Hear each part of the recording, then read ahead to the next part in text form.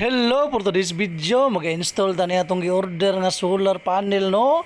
O controller, ato na-install, okay. Ato nang gitaod sa atop, no? Kanang dako, kanang gamay ana, para na itong suga nga panggabi. Kato nang gipangsuroy sa mga, unsa to sila, basta kay kasuroy-suroy na maligya. Mga na, itong gitaod, no?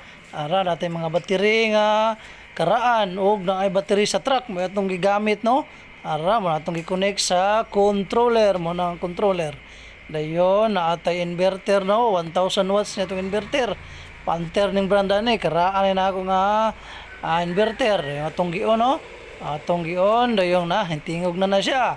Dayon muna lantawan ng wire, oh, kanang wire padulong na sa sulod sa balay, extension wire na, no, atong i-testing na siya og connect sa TV. Okay, connect na to sa TV, no, naro connect na to sa TV, dayon sa speaker, dayon kanang charger sa laptop padulong na. Okay na ra. Atong i-try og on, no? Atong i-try og on kung mugana na ba. Okay, ay wala pa ni on, no? Atong i-try kay daot ang iya ang button. Okay. Ana, ni on na siya. Okay, nigana na siya, no? So, okay ra kayo na itong inverter. Mugana ra gyud kayo siya. Iyang solar panel, mugana ra pod.